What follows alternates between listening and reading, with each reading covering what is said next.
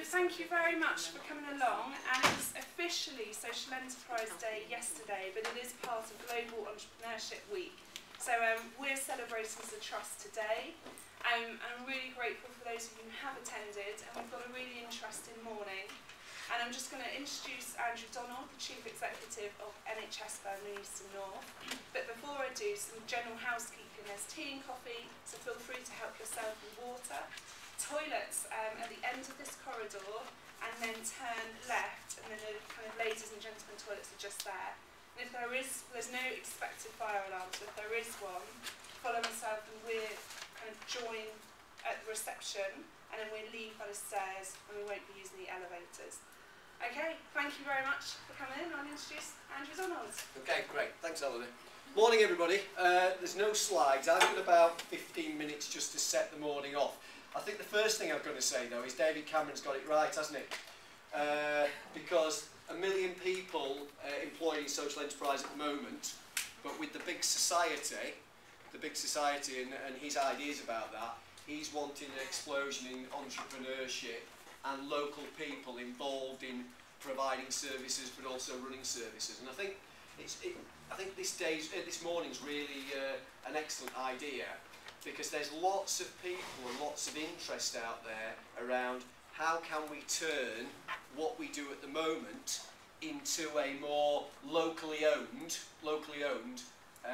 piece of work or development or services. I've had calls over the last 2 or 3 weeks, people talking to me about, well, how do we go about setting up a sort of venture under the banner of social enterprise? And what's the right time in terms of the NHS changes to actually look at setting up those ventures? Well, I guess there's 2 answers to that. One is for clinical services.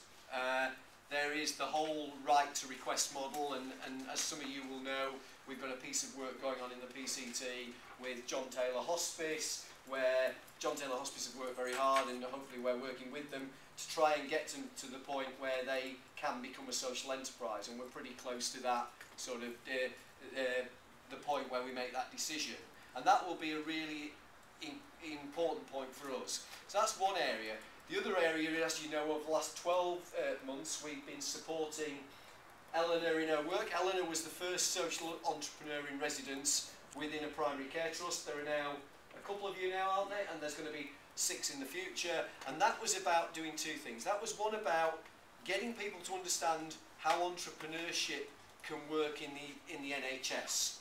Because the history sort of 2 or 3 years ago was people coming to talk to me and saying, how do we get people in the NHS to think differently about the way services can be provided and in what models of service? And we sort of teamed up with the Young Foundation, obviously appointed Eleanor jointly, and since then Eleanor's been working to support organisations to set up in local communities. And one of the really key aspects of this for me, and it's a personal thing for me, is that what I've seen, and I'm no expert in social enterprise, what I've seen in the work that Eleanor's done and in the work that particularly Sahelia are doing and Start Again are doing, is that it not only sets up services in local communities, but it actually creates economic development within those local communities and creates aspiration in local communities that people in those communities can have a part of something that's really exciting. So instead of thinking there's no aspiration, there's no future, we're struggling to cope and manage, the economic downturn is really killing us in terms of what we need to do to survive as people, this actually gives some hope. And what I'd sort of like to say to you really is, I had an experience about 3 years ago where I was doing part of my masters. I went to Islington in North London, and I had a fairly profound experience. I spent a whole afternoon in a housing estate in Islington in North London, talking to local people about what they were trying to do for their area, and it was really profound because it was a highly deprived housing estate in Islington, but 300 yards away was one of those set of affluent communities in London as well. Yeah? There was a divide between affluence and deprivation and poverty. And it just was unbelievable that you could walk a couple of hundred yards and you're in a different area. And the one thing I remember from that day was the lady who spent 20 years trying to change things in that area, in that local community, trying to stop crime, trying to help people stay healthy, trying to help young people in terms of education, and then helping them to aspire to do better for themselves and their families. And I kept saying to her, why do you continue to do this? Because it was really tough, and the changes that they got were pretty marginal. And she said, because we always believe tomorrow may be different. And one of the big messages I would give you about entrepreneurship is that this is an opportunity to create a different tomorrow for local communities. And if you can create a different tomorrow through using social enterprise and entrepreneurship, then that actually will drive this on. The danger is this just becomes another fad, another government policy that sounds very interesting, but doesn't actually deliver anything different. And one of the real challenges is how supportive, particularly in health service terms, and I know it is the health service going to be of social enterprise and social entrepreneurship in the future when it's facing a massive financial challenge. You know, we all know about the 15 to 20 billion. My personal view is that that will not all be delivered by productivity and efficiency.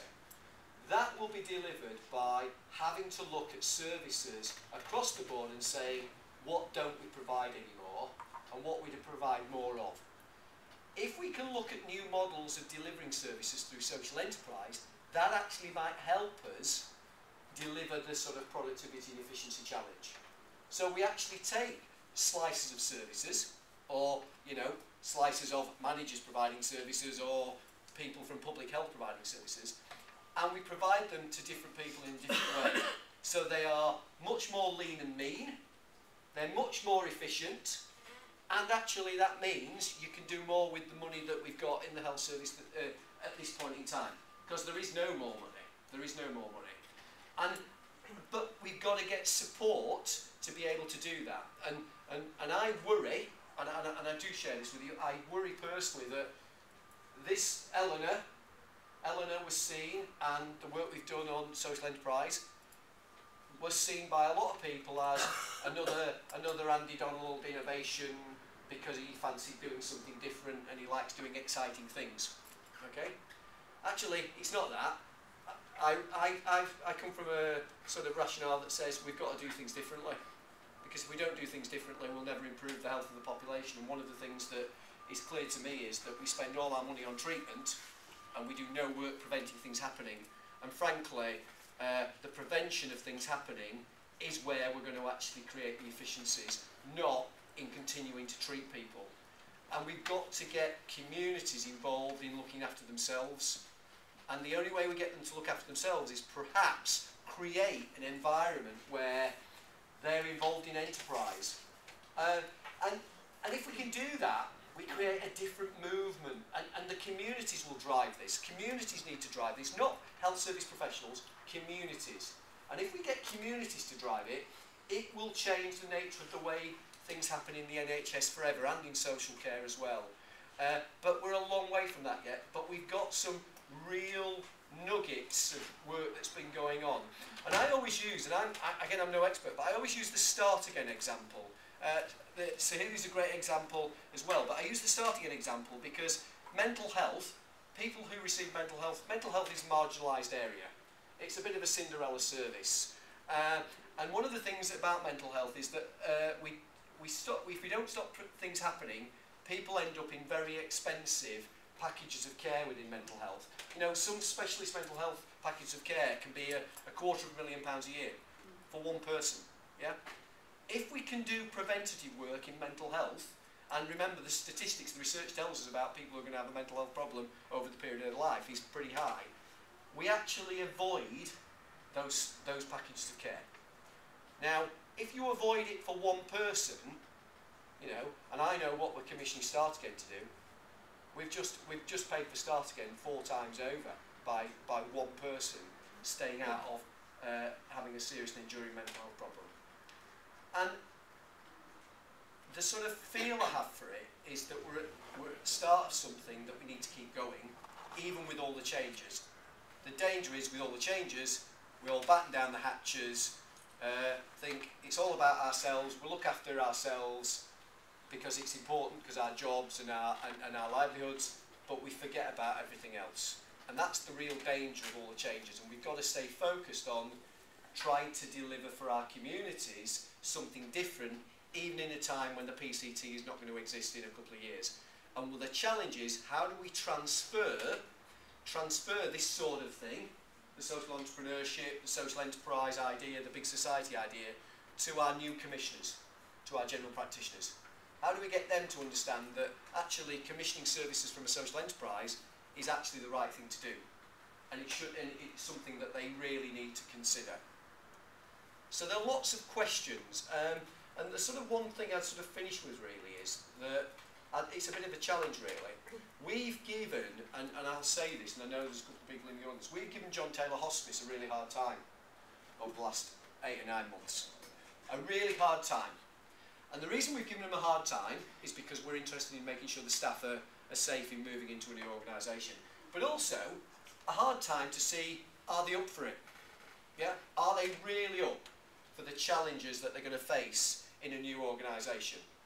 We did a session with them yesterday, with the team yesterday, and there was myself, the chairman, director of finance, and Val Jones, director of nursing, to test out, not really technically, whether they've got the technical bits right, because anybody can write a document and say, this is what we're going to do, but whether the hearts, the minds, the passion is there to deal with this in the good times, but also in the more difficult times. Because it ain't going to be easy. It isn't going to be easy to do what they're doing. And it isn't going to be easy for anybody coming forward to want to do something in the future around entrepreneurship. Because if it was easy, everybody would be doing it already. Yeah? Everybody would be doing it already. And a lot of people want to do this, and quite rightly they're saying, where do we get the business support from? Where do we get the commercial acumen to make sure that we can actually produce a business plan for the enterprise that works? What you've got to do is find the key entrepreneurs in your groups. And we've all got some level of entrepreneurship in us, but there will be people in your groups who actually have got that entrepreneurial skill. And there are people here this morning from Sahili, from Start Again, from Gateway Families, who basically have got those entrepreneurs who are driving it forward and are willing and able to take a level of risk. Because there is a level of risk with this. What you need to do this morning is enjoy the morning. There's some really interesting stuff, and I have to tell you, this is the trouble with being a chief exec now. When I was chief operating officer, I could have stayed all morning, I think.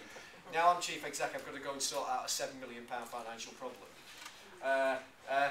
I think the answer to the financial problem actually is in the work people can do in this room. Enjoy the morning.